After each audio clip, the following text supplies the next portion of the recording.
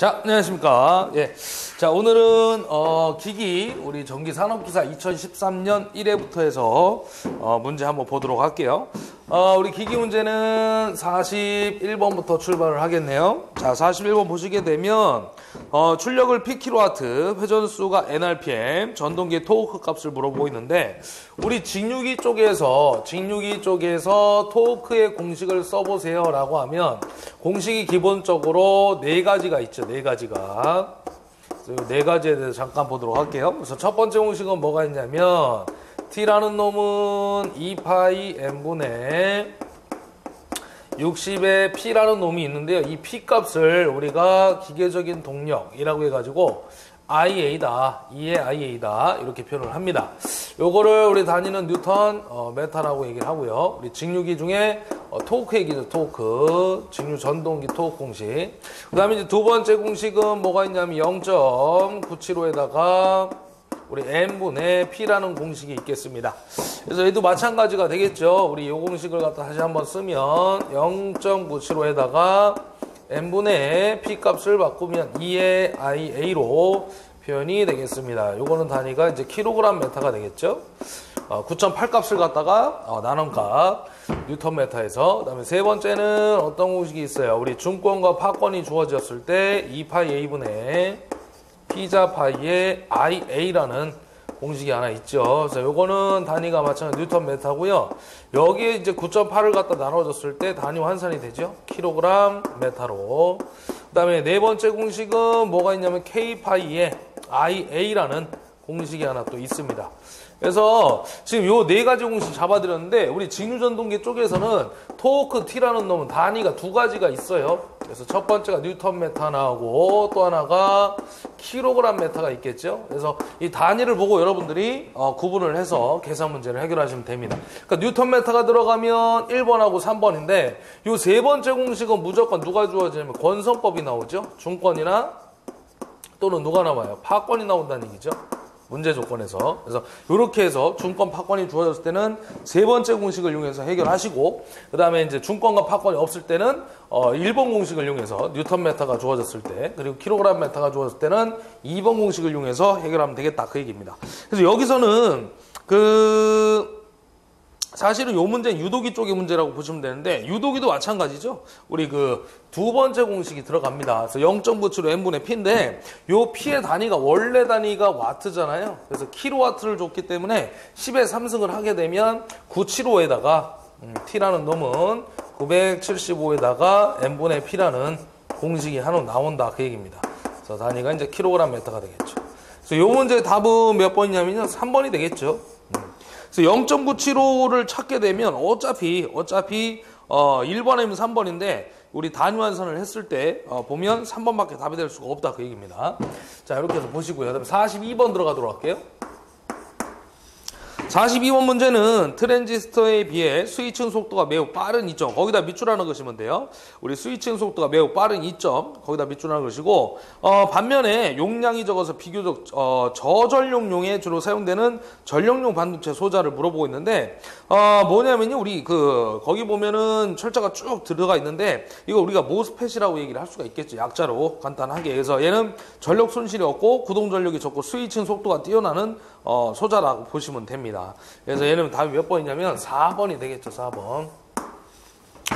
자, 그 다음에 43번 보시면 절연류의 구비 조건이 아닌 거, 변압계 절연류 성질이 아닌 거 물어봤는데, 요 43번 문제에서 보시게 되면 일단 우리 변압계 안에 절연류를 집어 넣는다고 이미 말씀을 드렸어요. 그래서 절연류의 구비 조건 4가지 정도만 우리 좀 보고 가자라고 제가 말씀드렸죠. 그래서 첫 번째 누가냐면 우리 절연 내력이 커야 되겠죠.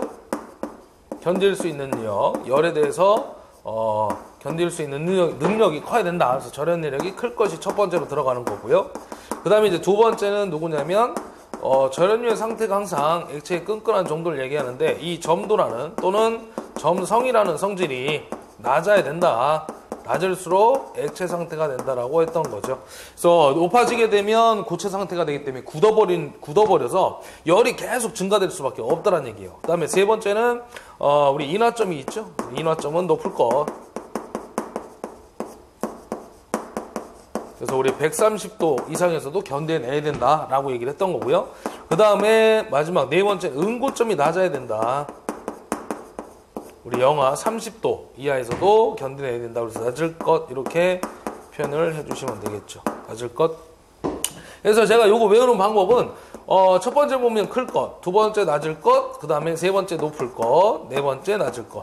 올라가고 내려가고 올라가고 내려가고 이렇게 한 번씩 반복해서 이렇게 해서 암기를 하면 쉽게 여러분들이 외울 수 있을 거예요. 그래서 여기서는 성질이 아닌 거 했기 때문에 답은 몇 번이면 3번 되겠죠?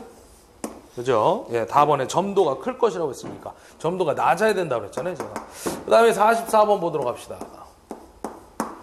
44번 문제는 우리 그 단권 변압기 얘기인데 삼상결선에서 우리 델타 결선이죠. 거기다 밑줄 하나 그시면 됩니다. 델타 결선. 그리고 1차 측선간 전압이 V1이고요. 2차 측선간 전압이 V2일 때 단권 변압기의 그 부하 용량분의 자기 용량을 물어보고 있어요. 그래서 V1이 V2보다 이렇게 크다라고 부등호 표시가 되어 있는데 우리가 그 단권 변압기 쪽에선 여러분들이 세 가지 공식만 좀 기억을 해주시면 끝나죠. 그래서 제가 이거를 좀 잡아 드릴게요. 첫 번째 누구냐면 우리 그냥 Y결선 줬을 때 얘기죠. Y결선. 그래서 Y결선을 줬을 때는 어떻게 되냐면 우리 부하 용량분의 자기 용량이 공식이 어떻게 됩니까? 라고 물어볼 거예요. 이런 VH분의 VH-VL이다. 이렇게 표현이 되겠습니다. 이때 VH라는 놈은 뭐예요? 우리 하이볼테이지라고 그래가지고 높은 전압을 얘기하는 것이고 VL이라는 놈은 로볼테이지가 낮은 전압을 얘기하는 거죠. 그래서 얘는 승합 후, 얘는 승합 전 이렇게 얘기를 합니다. 그리고 항상 그 부하 용량하고 자기 용량이 누가 더 크고 누가 더 작냐라고 물어보면 항상 이게 부하 용량이 크다라고 보시면 돼요. 참고적으로 여러분들이 이거를 또 알면 여러분들이 보기 4개 중에 부하 용량이 됐든 자기 용량이 됐든 둘 중에 하나를 물어보면 보기 4개가 한쪽은 다 크고 한쪽은 그렇게 나오진 않아요. 2개는 크고 2개는 작고 이렇게 나옵니다. 그러니까 한쪽을 버릴 수가 있다는 얘기죠. 그래서 항상 얘는 아버지 용량이고 얘는 아들 용량이구나. 그럼 아버지가 항상 돈이 많잖아요, 그죠? 그래서 부하 용량이 크다라는 거 이렇게 기억을 하면 여러분들이 쉽게 암기가 될 겁니다. 그래서 이렇게 하나 기억하시고 그다음 두 번째는 우리 V결선이 나오죠. 단권 변압기 V결선 했을 때 그때 마찬가지입니다. 부하 용량분의 자기 용량 얼마나 될 것이냐. 그래서 요거는 앞에 항상 누가 들어가냐면 루트 3분의 2가 들어가고요. 그 다음에 VH분의 VH-VL 이렇게 들어갑니다. 실제로 공식이. 그래서 항상 왜 부하 용량이 크냐면 항상 부하 측이 승합 후니까 전압이 올라가면 용량이 커질 거 아니에요. 그래서 부하 용량이 크다 이렇게 보시면 됩니다. 그 다음에 이제 세 번째 지금 문제에서 물어보고 있는 델타 결선이 나오고 있죠. 그래서 얘는 부하 용량분의 우리 자기 용량 값이 어떻게 되느냐. 그래서 공식을 쓰게 되면 루트 3의 VH VL 분의 VH의 제곱 마이너스 VL의 제곱이 되더라. 이렇게 보시면 됩니다. 여러분들 이게 공식만 나온다 그러면요. 우리 대부분 V결선하고 델타 결선은 계산 문제 쪽보다는 공식이 많이 출제가 되죠. 그래서 부하 용량분의 자기 용량을 물어봤다 그러면 이 앞에 있는 루트 3분의 2를 기억하시고 그 다음에 델타 결선 나오면 분모의 루트 3과 분자의 제곱이 들어가 있는 걸 찾아주시면 되겠습니다. 자, 그러면 지금 이 문제에서는 부하 용량분의 자기 용량 델타 결선이니까 바로 얘가 될 건데요. 요걸 갖다 우리 그 문제에 맞춰서 한번 문자를 바꿔보도록 할게요. 그래서 일단은 부하 용량분의 자기 용량이라고 잡아주시면 되겠고 그 다음에 루트 3이 들어간다고 그랬잖아요. 제가 아까 루트 3 그리고 우리 높은 전압 낮은 전압이니까 높은 전압이 V1이 더 크다라고 줬잖아요. 문제 조건에. 그래서 V1 곱하기 V2분의 V1 제곱 마이너스 높은 전압에서 낮은 전압 V2를 제곱해서 빼주면 되겠죠. 그래서 이 공식을 찾으시면 됩니다. 그래서 어찌됐든 분모에 루트 3이 들어가 있고 아까 제가 말씀드린 대로 분자의 제곱 2개가 들어가 있는 거 이렇게 찾으면 어쨌든 답은 2번밖에 될 수가 없겠죠. 그래서 이거 답은 2번으로 체크를 해주시면 됩니다. 공식이기 때문에 계산 문제는 잘 나오지 않겠다. 그 다음에 45번 들어가도록 하겠습니다. 45번이 이 문제가 지금 우리 직권정유자 전동기 얘기인데 이 문제 좀 많이 최근에 와서 좀 출제가 되고 있어요. 그래서 75W 이하라고 했는데 거기다 밑줄 하나 그시고 우리 그 소형공구나 영사기, 치과, 의료용 등에 널리 사용되는 전동기 누구냐? 우리 그래서 단상 직권 정유자 전동기라고 말씀드렸을 거예요. 앞에서도. 그래서 이거 4번으로 체크를 해주시면 됩니다. 우리 소출력이라고 했죠? 그래서 여러분들이 딱 보고 나오면 소출력 해가지고 좀 간단한 것들 있잖아요. 전동공구 중에 뭐 간단한 것들, 소형공구, 그다음 영사기, 치과, 의료 이런 것들은 모타 용량이 작겠죠. 그래서 이런 식으로 상식선에서 찾아주시면 됩니다. 그 다음에 46번 보시게 되면 직류발전기 구조가 아닌 거 물어봤는데 우리 발전기가 됐든 전동기가 됐든 변압기가 됐든 결론은 뭐냐면 철심에다 이렇게 코일을 감아놓은 형태예요. 전기자도 마찬가지고 그 다음에 우리 그 고정자, 회전자 다 마찬가지가 되겠죠. 전기자와 계자. 그래서 그 계자 원선이 일단 있죠. 계자 원선은 뭐예요? 자속을 만들어주는 거예요. 자속을. 예를 들면 이런 거죠. 우리가 그림을 그리면 이렇게 우리 보통 그리는데 왼쪽에 N극이 있고요. 오른쪽에 우리 S극이 있죠. 이게 바로 우리 계자가 되겠죠. 계자. 그래서 이 계자라는 놈도 두 가지로 구성이 되어 있는데 철심에다가요 코일을 감았죠. 그리고 이 부분에 이제 우리 원통 모양으로 원래 이제 전기자가 들어가는데 이게 회전자 아닙니까? 전기자. 이게 바로 이제 회전자죠. 요거는 우리 고정자가 되는 거고요. 그래서 이 전기자가 회전을 해가지고 자속을 끊었을 때 기전력이 만들어지는 부분인데 자속이 이렇게 발생되겠죠. 자력선이. 이렇게 발생될 때 회전하면서 기전력을 만들어내는 부분이 전기자가 되는데 얘도 결론은 두 가지란 얘기죠. 철심에다가 뭘 감았습니까? 코일을 감았다는 얘기죠. 자, 그래서 보시게 되면 계자 원선 맞는 얘기고요. 전기자 원선 맞고요. 전기자 철심 맞는데 거기 보면 3번이 답이 되겠죠. 왜 그러냐면 이 내철형 철심이라는 건 변압기 구조입니다. 변압기 구조.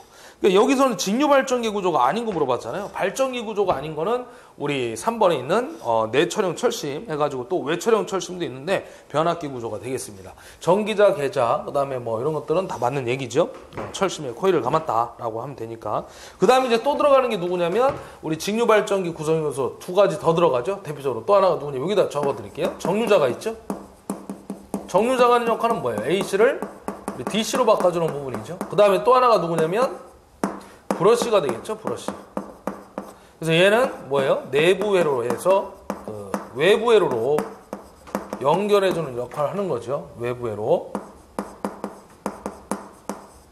내부에서 만들어진 기전력을 외부 쪽으로 빼주는 역할을 한다. 이렇게 보시면 됩니다. 그래서 46번의 답은 3번 체크해 주시면 되고요.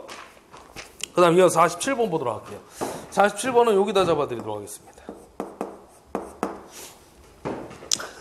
삼상 유도전동기 원선도 작성 시 필요한 시험이 아닌 거 물어봤는데 이 문제가 나오면 대표적으로 답을 하나 정도 제가 알려드렸을 거예요. 그래서 여기다 정리를 해드리게 되면 우리 원선도 얘기인데 우리 원선도를 그려가지고 그 모든 값들을 갖다 표현할 수 있겠다라는 것인데요. 원선도 작성 시 필요한 시험이 있죠. 기본적으로 세 가지가 들어갑니다. 이 유도기에서 나오는 내용인데 그 삼상유도 전동기 원선도 작성 시 필요한 시험에 세 가지가 나와요. 그 중에 이제 첫 번째가 누구냐면 권선의 저항 측정 시험이죠. 저항 측정 시험. 지금 봐도 이 문제가 상당히 많이 출제가 되고 있어요. 원선도 쪽에서. 그 다음에 두 번째가 무브화 시험이 되겠죠. 우리 무브화라는 것을 다른 말로 뭐라고 해요? 개방시험이라고도 합니다. 개방시험. 그 다음에 이제 세 번째 들어가는 게 우리 부하를 걸었을 때 단락시험인데 우리 유도기 쪽에서는 구속시험이라고 얘기를 하는 거죠. 그래서 이렇게 크게 봤을 때 세 가지로 나눠지더라 라는 얘기입니다.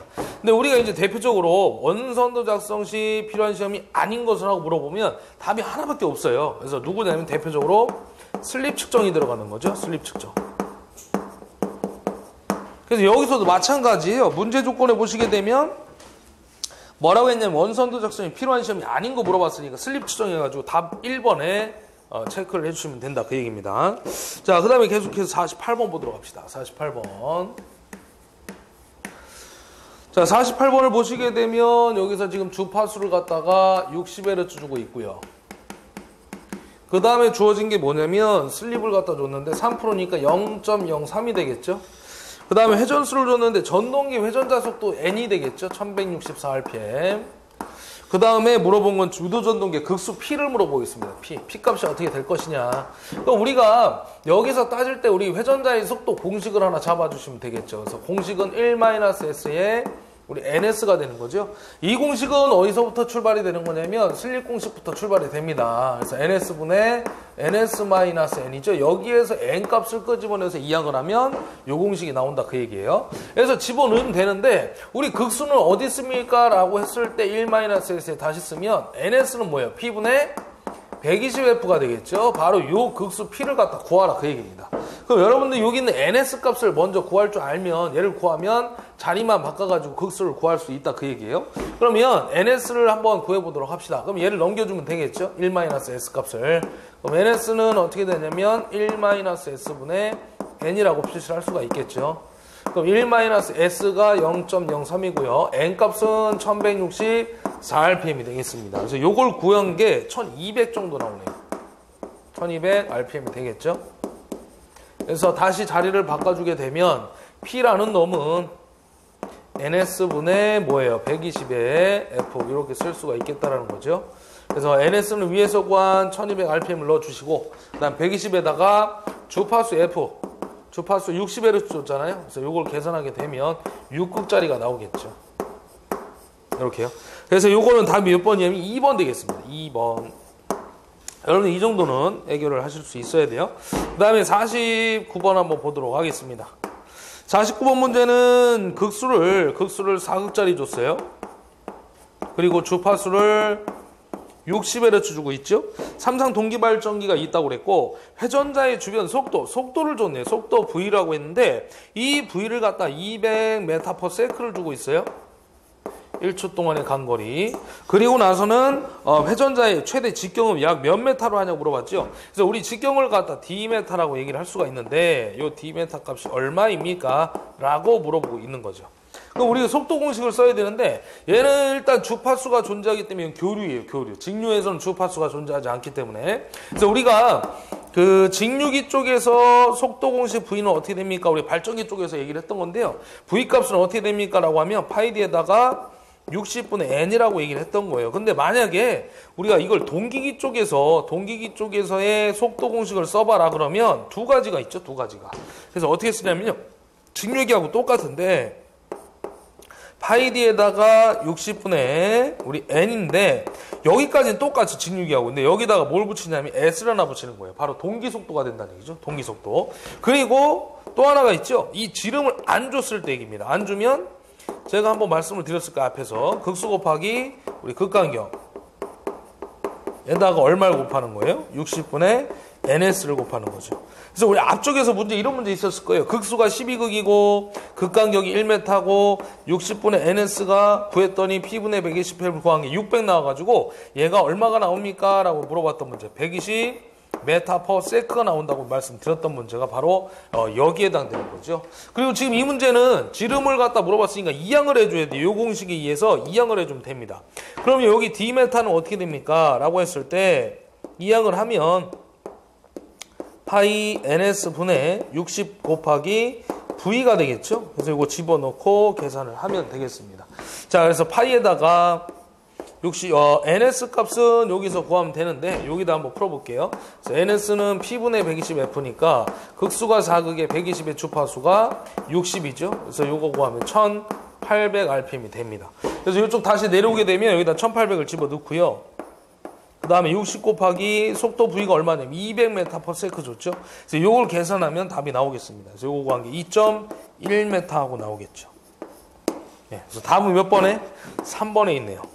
이렇게 해서 풀어주시면 되는 겁니다. 49번 문제. 그 다음에 50번 문제 한번 보도록 하겠습니다. 50번 문제. 자, 50번 문제는 비철극형 원통형 회전자 동기발전기에서 동기 리액턴스 값이 2배가 되면 발전기 출력을 물어봤는데 우리 그 비돌극형의 한상당 출력 공식이 있죠. 한상당 출력 공식. 이걸 원래 벡터로 이제 그려서 결과가 나오는 건데 이 한상당 출력 한 대분 값이 되는 거죠. 한 대분. 그러니까 우리가 발전기가 항상 그리면 우리 동기기는 Y결선 돼 있잖아요. 그 Y결선에 3상이 이제 걸려 있는 건데 그 상에 걸려 있는 거죠. 발전기가 각 상에. 그래서 그 한상당 출력이 어떻게 됩니까? 라고 얘기를 하는 겁니다. 그래서 P 값은 어떻게 됩니까? 우리 XX분의 EV의 사인 델타 이렇게 이제 표현을 합니다. 그래서 이제 킬로와트니까 10의 마이너스 3승을 잡아주는 거고요. 만약에 문제 조건에서 삼상당 출력이 어떻게 됩니까? 라고 물어볼 때가 있습니다. 삼상당. 그러면 한 대 용량이 얘니까 여기다 무조건 몇 배 하면 되냐면요. 3배를 잡아주시면 되는 거예요. 3배. 그래서 이건 참고적으로 좀 알아두시면 되겠고, 일단 요 공식이 되겠죠, 요 공식이. 그럼 지금 문제 조건에서는 동기 리액턴스, 바로 XX라고 하는 동기 리액턴스 값을 갖다가 2배로 했을 때 발전기 출력은 어떻게 되냐, 이 출력 값이 어떻게 됩니까? 라고 물어본 거죠. 그럼 얘하고 지금 두 놈 출력은 지금 반비례 관계잖아요. 그러니까 얘가 2배가 커지면 출력은 당연히 어떻게 됩니까? 출력은 2분의 1배로 감소가 된다는 얘기죠. 2분의 1배가 된다. 그 얘기죠. 그래서 2분의 1로 줄어든다. 2분의 1배가 된다. 감소가 된다. 그 얘기입니다. 그래서 답은 1번이 되겠죠. 1번. 이렇게 찾으면 되고요. 그 다음에 여기서 또 하나 제가 잡아드릴 게 뭐냐면, 추가적인 내용으로 비돌극형에서 이 부하각이라고 하는 델타가 몇 도가 됐을 때 최대 출력이 됩니까? 이 출력값이 맥시멈이 나옵니까? 이렇게 물어보는 문제가 있습니다. 얘도 좀 잘 나오는데, 우리 사인 몇 도가 돼야 그 1이 되는 거냐면 90도가 되겠죠? 90도. 사인 90도가 1이니까 그때 최대 출력이 나오겠다, 그 얘기예요. 그 다음에 또 하나가 우리 비교되는 게 누가 있냐면 돌극형이 있죠? 우리 수차 발전기, 그죠? 우리 얘는 터빈 발전기, 얘는 수차 발전기. 그래서 얘는 델타가 몇 도가 됐을 때 최대 출력입니까? 물어보면 얘는 60도가 됐을 때 최대 출력입니다. 이렇게 얘기를 합니다. 요거는 왜 60도가 되냐면 비돌극형이 이렇게 공식이 들어가는데 돌극형 공식 자체가 달라요. 얘하고 달라집니다. 근데 제가 안 써드린 이유는 돌극형은 잘 안 나옵니다. 거의 안 나와요, 시험에. 그래서 여러분들이 꼭 외울 거는 요거 외우시면 돼요. 요거 계산 문제와 공식과 그 다음에 이런 관계들이 출제가 되기 때문에 꼭 보고 가시면 됩니다. 그리고 계산 문제가 나올 때는요, 요게 이제 그 한상당 출력이니까 여기에 있는 기전력도 한상당이 되는 거고요. 여기 있는 V도 한상당 단자전압이 된다. 그 얘기입니다. 그래서 만약에 3상을 물어보면 곱하기 3배를 해가지고 풀어주시면 된다. 그 얘기였어요. 자, 여기까지 해서 50번까지 풀었고요. 칠판을 좀 정리하고 51번부터 가도록 하겠습니다.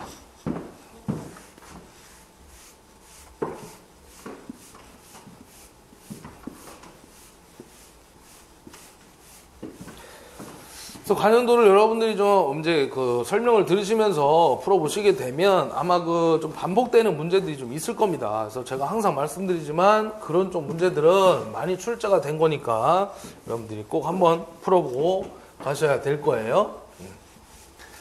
자, 지금 51번 문제 같은 경우에도 계속 풀었던 문제들이죠. 그래서 항상 제가 그 기사 촬영할 때도 말씀드렸지만 그 산업기사 그 보시는 분들도 항상 그 최근 거부터 항상 보시기 바랍니다. 2014년부터 해서 뭐 역순으로 최근 거부터 역순으로 해서 항상 보시면 되는 거죠.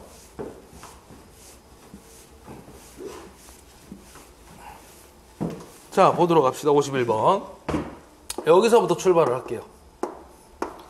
자, 51번 보시게 되면 제동건선의 역할에 해당되지 않는 거 보라봤는데 우리 제동건선에 효과가 있죠. 제동건선의 효과는 어떤 것들이 있습니까? 우리 기본적으로 한 4가지 정도가 들어가는데 첫 번째가 일단 난조 방지죠. 얘가 가장 중요하고도 많이 출제가 됐던 얘기가 되겠고요. 그 다음에 두 번째는 우리 기동 토크 발생이라고 하죠. 기동 토크 발생. 그 다음에 세 번째가 누구냐면 불평형 부하 시에 전압 전류와 전압의 파형 개선입니다. 파형 개선. 또 하나가 누구냐면 우리 이상전압 방지가 되겠죠. 그래서 기본적으로 4가지인데 꼭 여러분들이 보고 가시기 바랍니다. 자, 그래서 요거는요 해당되지 않는 걸 물어봤죠. 그래서 1번에 보면 기동 토크 발생 맞고요. 그 다음에 난조 방지 맞고요. 그 다음에 4번에 보시면 급격한 부하의 변화로 인한 속도의 요동을 방지한다. 맞는 겁니다. 결론은 이 제동건선을 설치한 게 바로 이 난조 방지인데 이 난조라는 게 뭡니까? 조속기 감도가 예민하거나 이렇게 속도 조정이 뭐 가속화됐을 때 그 속도를 갖다가 안정하게 회전하기 시키기 위해서 우리가 제동건선을 설치하는 거거든요. 그래서 맞는 얘기고 전기자 반작용 방지는 아니죠. 요거는 우리 그래서 답이 3번인데요. 우리 보통 이제 전기자 반작용 방지는 우리 직류기에서 이제 얘기를 하지만 보상건선과 보극 이런 것들을 이제 설치한다라는 겁니다. 그래서 제동건선하고는 관련이 없어요. 그 다음에 52번 들어가도록 하겠습니다. 자, 52번 같은 경우에는 유도전동기에서 부하를 증가시킬 때 일어나는 현상에 관한 설명 중 틀린 걸 물어봤는데, 자, 부하가 증가시켰을 때 거기다 밑줄을 하나 그으시면 됩니다. 아무래도 어떨까요? 이렇게 전동기가 회전을 하는 데 있어서 부하를 많이 걸게 되면, 부하가 많이 걸리게 되면 속도는 느려질 수밖에 없어요. 그래서 이걸 갖다 공식을 하나 제가 잡아드리면, 자, n이란 놈은 회전자의 속도가 있죠? 이게 이제 그 원판이 회전할 때의 속도인데, 전동기가 회전할 때의 속도라 해서 이걸 갖다 우리가 회전자의 속도라고 얘기를 합니다. 회전자의 속도. 그래서 이 회전자의 속도 공식은 우리 슬립 공식 ns분의 ns-n 거기서부터 이제 그 이항이 돼서 나오는 공식인데, 이 공식을 쓰게 되면 1-s의 ns라고 쓸 수가 있죠. 그럼 결론을 보게 되면 이런 얘기죠. 지금 부하가 증가가 되면 어떻게 됐냐? 아무래도 정상적으로 돌던 놈이 부하가 많이 걸리게 되면 속도가 느려질 수밖에 없겠죠. 그럼 얘가 느려지면서 요 슬립이라는 놈은 어떻게 될까요? 당연히 증가가 된다, 그 얘기입니다. 슬립은. 그래서 요거 답을 찾게 되면 틀린 거 물어봤죠? 그래서 틀린 거는 당연히 4번이 되겠네. 4번. 저 회전 속도는 당연히 감소가 되고 슬립은 증가가 된다. 그렇죠? 요 얘기입니다. 그래서 요걸 찾게 되면 틀린 것은 속도 증가에서 4번이 되겠죠. 4번. 속도 증가가 아니라 감소라고 해야 되겠죠. 회전자의 속도 감소. 자, 그 다음에 53번 보도록 하겠습니다. 여기다 풀어드릴게요. 53번. 53번 문제는 그 직류전동기 실측 효율을 측정하는 방법이 아닌 거 물어봤는데, 보시게 되면 지금 그 실측 효율을 측정하는 방법은 1, 2, 3번 맞는 얘기인데요. 우리가 그 브론델법을 사용하는 방법 4번에 있는데, 얘는 효율 측정이 아니고 온도시험법의 종류입니다. 온도시험법. 그래서 요거는 답이 4번으로 보셔야 돼요. 우리 그 직류기의 온도시험을 보시게 되면, 직류기 쪽에 이제 나오는 내용인데 두 가지가 있죠. 실부하법과 두 번째 반환부하법이 있습니다. 반환부하법. 그래서 이제 또 하나 여기서 이제 시험에 출제되는 게 어떤 것들이 있냐면, 이 반환부하법의 종류가 아닌 것은 하고 나와요. 그래서 여기 종류가 원래 세 가지가 있죠. 뭐가 있냐면 카프법이 있고요. 그 다음에 또 하나가 홉킨스법이라는 게 있어요. 홉킨스법. 그 다음에 이제 지금 4번 답에 주어진 브론델법이 여기서 들어가는 거죠. 그래서 얘는 효율 측정법이 아니라 온도시험하고 그 중에 반환부하법 온도시험에 속해 있는 것이다, 이렇게 보시면 됩니다. 그래서 이 온도시험을 그 측정한 사람들의 이름이라고 보시면 돼요. 그래서 우리 그 직류기 온도시험 반환부하법의 종류가 아닌 것은 하고 물어보죠. 그래서 아닌 것은 하고 물어보면 제가 두 놈이 답을 알려드릴게요. 두 놈. 그래서 일단 첫 번째가 누구냐면 가장 긴 거 찍으면 돼요. 가장 긴 거. 프로니 브레이크 해가지고 8글자가 있거든요. 그 새끼가 답이고요. 그 다음에 또 하나가 누구냐면 키크법이라는 게 있죠.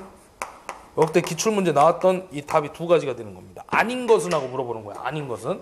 그래서 요 가장 긴 거 하고요. 키키하고 웃고 있는 새끼 찍어주면 되는 거예요. 그래서 2명 답이 되겠습니다. 2명. 그래서 시험 문제는 이런 식으로 출제가 됐다, 그 얘기예요. 지금 답은 이 브론델이라는 것은 아까도 말씀드렸지만 온도시험이지 효율 측정법은 아니다, 그 얘기입니다. 이렇게 보시고 그다음 이어서 54번 들어가도록 할게요.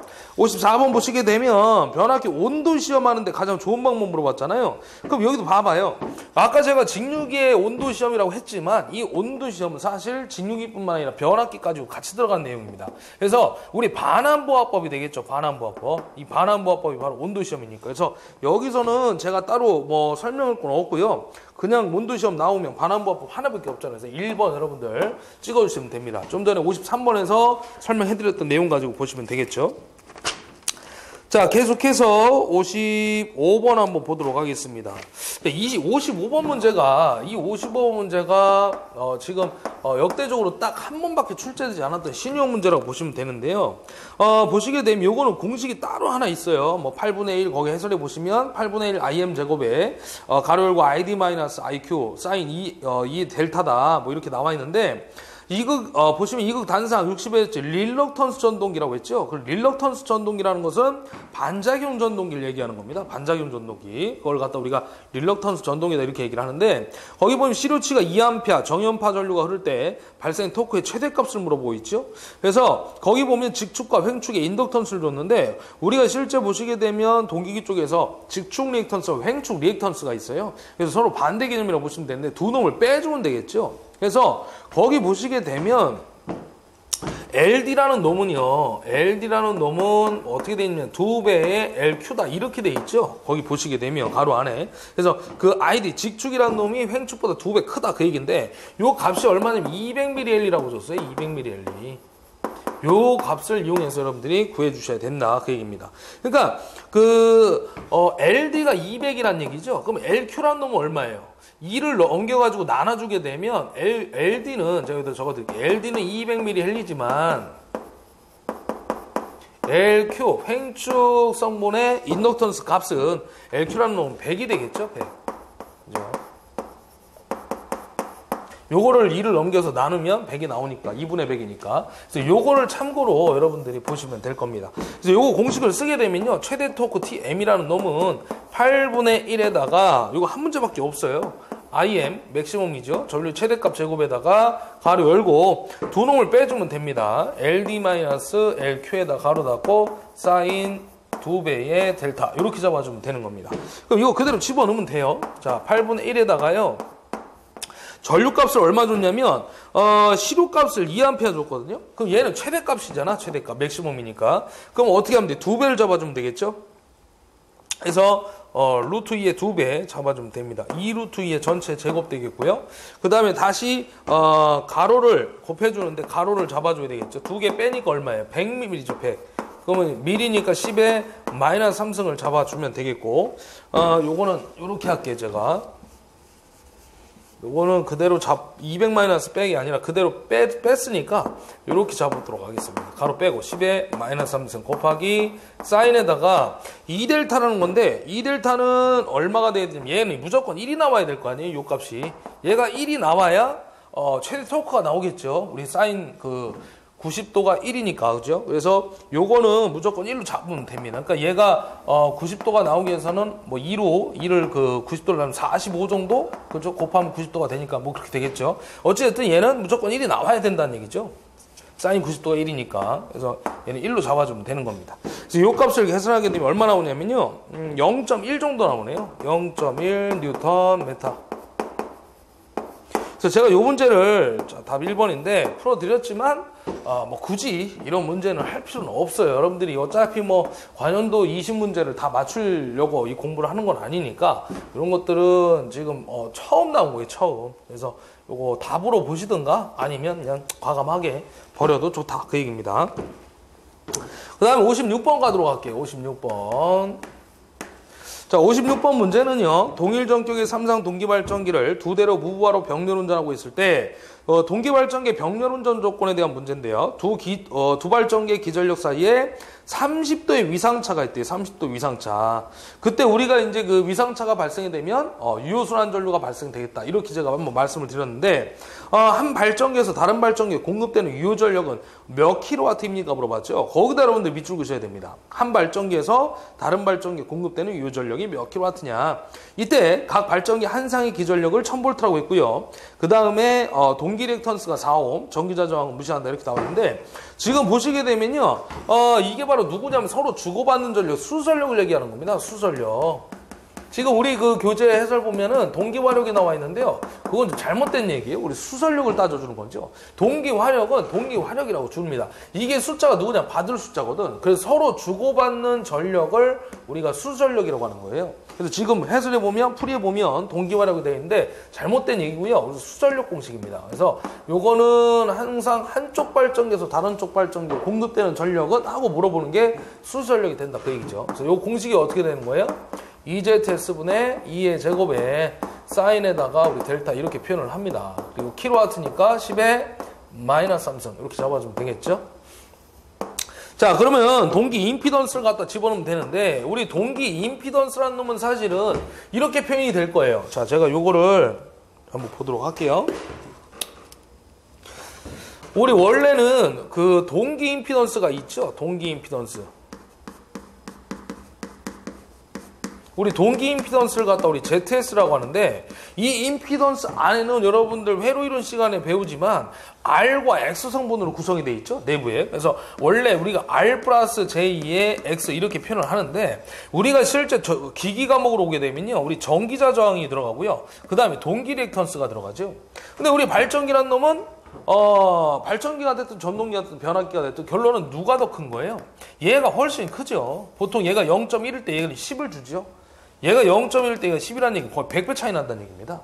그러니까 우리는 다 코일로 구성이 돼 있잖아요. L값으로. 그래서 얘를 무시할 수가 있다는 얘기죠. 그렇다고, 그래서 결론은 뭐냐? 동기 임피던스라는 놈은, 동기 리액턴스와 같다라는 거죠. 이것도 이제 시험 문제로 출제가 되고 있다는 얘기입니다. 동기 임피던스는 누구와 같습니까? 라고 물으면 동기 리액턴스와 같습니다. 라고 하시면 돼요. 그러니까 결론은 뭐예요? 이 ZS와 같은 게 XX니까 동기 리액턴스 값을 그대로 집어넣으시면 된다. 그 얘기예요. 그럼 동기 리액턴스를 갖다 얼마 줬냐면, 맨 밑에 4옴을 주고 있죠. 그래서 여기다 4를 넣어주시면 된다. 그 얘기고요. 그 다음에 여기 있는 이 값은 우리 항상 상전압이죠. 상전압. 이걸 조심해야 돼요. 우리 발전기가 항상 상에 걸려있기 때문에 상이 기준이 되는 겁니다. 그러니까 만약에 성간을 주게 되면 루스3을 나눠줘야 된다는 얘기죠. 우리 동기가 Y결선이니까. 그죠? 전압차가 루스3배 나는 거잖아요. 그럼 여기서는 상전압을 그대로 줬죠. 한상의 기전력이라고 했으니까. 그래서 1000의 제곱을 그대로 넣으면 되고요. 사인에다가 얼마예요? 위상차가. 이 델타는 위상차가 되겠습니다. 그래서 그 위상이 30도라고 했으니까 사인 30, 2분의 1이 되겠네요. 그리고 킬로와트 10에 마이너스 3성을 잡아서 계산을 해주면 되겠습니다. 그래서 요거를 계산한 값이 얼마 나오냐면 62.5킬로와트 정도가 나온대요. 이렇게. 그래서 요거 답은 몇 번에 있냐면 1번에 있겠네요. 1번. 이렇게 해서 찾아주시면 되겠습니다. 자, 계속해서 57번 가도록 하겠습니다. 57번.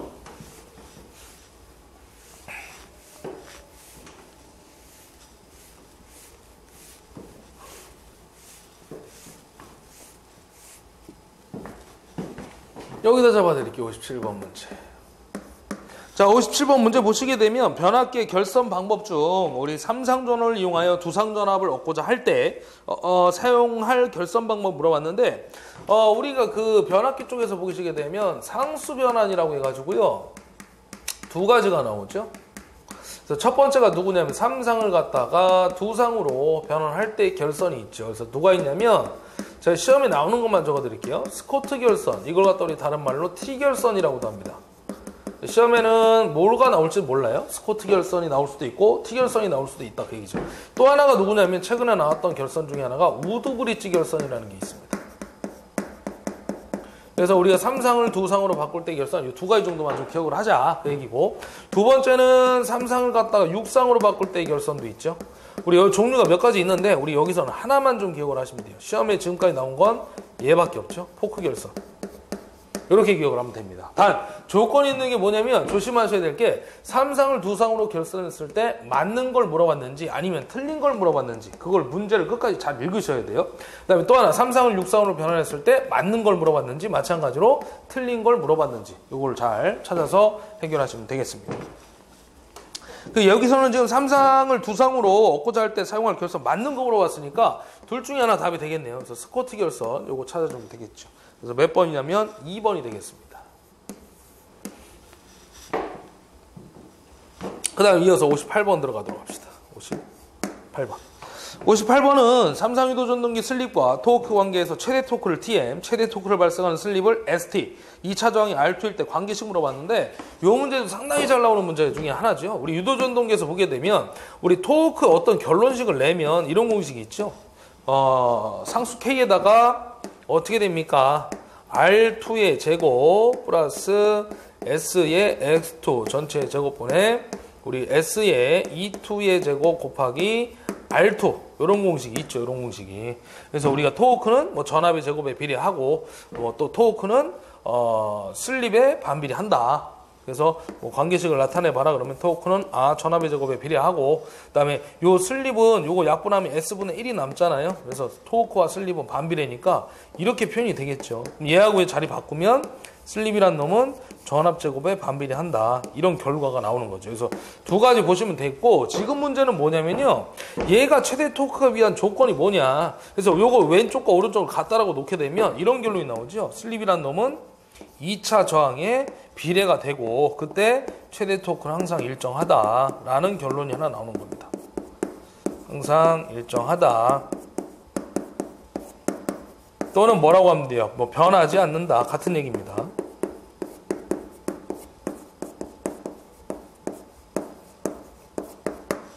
그 다음에 뭐 이렇게도 나오죠. 최근에 뭐 불변이다. 간단하게 두 글자로. 다 같은 얘기입니다. 그래서 어떻게 나오냐면 2차 저항이 2배 커지면요. 슬립도 당연히 비례해서 2배 커지는 거죠. 이 상황을 우리가 비례추이라고 얘기를 할 수 있는데 2차 저항이 2배 커지면 슬립도 2배예요. 이 똑같이 커져야만 최대 토크는 항상 변하지 않고 일정한 상태로서 존재가 되는 겁니다. 유지가 된다 그 얘기예요. 그래서 지금 물어보는 건 뭐냐면 최대 토크를 TM, 최대 토크를 발생한 슬립 S3와 2차 저항 관계식 물어본 거잖아요. 그러니까 슬립과 2차 저항은 무슨 관계? 비례가 되는 거죠. 그리고 최대 토크는 항상 일정하다, 변하지 않는다, 또는 불변이다. 요걸 찾으면 되겠습니다. 그래서 답은 3번이 되겠죠. 슬립과 2차 저항은 비례고 최대 토크는 항상 일정하다. 답 3번을 찾으시면 됩니다. 자, 그 다음에 59번 가도록 하겠습니다. 59번 문제.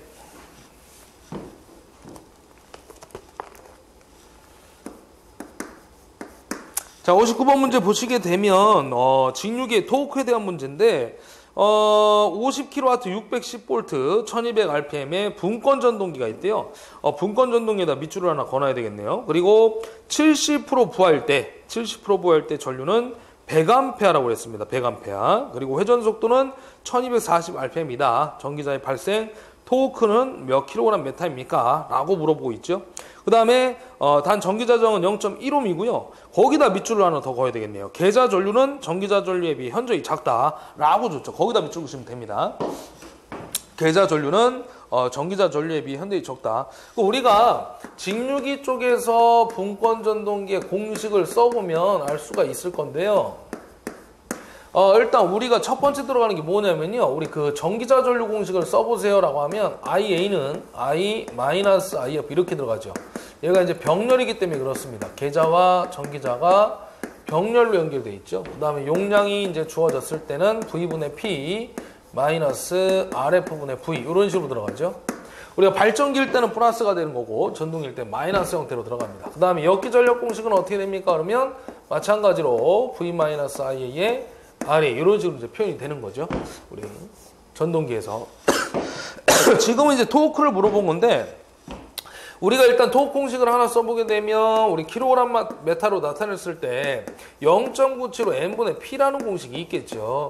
우리 p인데 p를 바꿔 쓰게 되면 역기전력 2에다가 IA로 표현할 수가 있겠습니다. 제가 우리 그 해설 쪽에 있는 게로도 풀어도 되는데 조금 더 쉽게 하기 위해서 결론 가지고 제가 얘기를 하는 거예요. 그럼 요걸 갖다 다시 쓰게 되면 어떻게 되는 거예요? 0.97호에다가 n분의 여기 있는 역기전력 값은 지금 요 공식을 집어 넣을 수가 있겠죠. 그래서 여기다 V-IA의 RA 하고서 IA를 한 번 더 곱해 주시면 되는 겁니다. 자, 그러면 이제 대입을 해볼게요. 0.97호에다가 자, 지금 요 회전수를 갖다 집어 넣어야 되는데 회전수는 일단 얼마를 집어 넣어야 되냐면요. 70% 부하일 때 부하 전류가 100A하고 회전 속도가 1240rpm이다. 그때 전기자 발생 토크를 물어봤으니까 1240짜리를 넣어줘야 되겠죠. 그때에 대한 토크를 물어본 거니까. 그런 다음에 단자 전압이 얼마냐면 우리 아무 조건이 없을 땐 단자 전압이에요. 그래서 그 V란 놈이 맨 위에 준 610V가 되는 겁니다. 그다음 마이너스하고 그다음에 그 IA가 얼마냐면 100A라고 그랬죠. 100A. 그래서 100 곱하기 RA 값 0.1인가요? 예, 전기자 저항 가로 안에 0.1 다시 곱하기 IA를 하면 되는데 이 IA 값을 갖다가 자 보세요. 원래 여기 보면 부하전류가 100을 줬죠. 부하전류가. 이 부하전류가 I인데 지금 계좌전류는 전기자전류에 비해서 대단히 작다라고 현저히 작다고 했잖아요. 그러니까 얘를 무시를 해버린다는 얘기죠. 그러니까 얘를 0으로 보겠다는 얘기예요. 문제 조건에서. 이 계좌전류는 전기자전류에 비해서 현저히 작다. 그러니까 0으로 보면 이 전기자전류와 부하전류가 같다라는 거죠. 결론이. 그래서 IA와 I가 같다. 근데 이 부하전류는 아까 얼마 줬냐? 100A 줬다는 얘기죠. 그래서 이거를 집어넣으면 되는 거죠. 그래서 아까 제가 여기다가 IA에다가 100을 집어넣었다 그 얘기입니다. 그리고 여기 IA 한 번 더 곱해줘야 되니까 100을 다시 한번 곱해서 계산을 해주면 되겠죠. 그래서 여기 구하면 약 47.17 정도 나옵니다. 단위가 킬로그램 메타가 되겠죠. 그래서 답은 3번 되겠죠. 3번. 네. 자, 그 다음에 60번 들어가도록 할게요. 마지막 문제. 동기발전기의 전기자 원선법 중 집중권에 비해 분포권의 장점에 해당되는 거 물어봤는데, 우리가 그 권선법에서 보시게 되면요. 우리 그 첫 번째 나오는 게 단절권이 있고요. 그 다음에 또 하나 나오는 게 분포권이 있는데, 제가 특징만 좀 잡아드릴게요.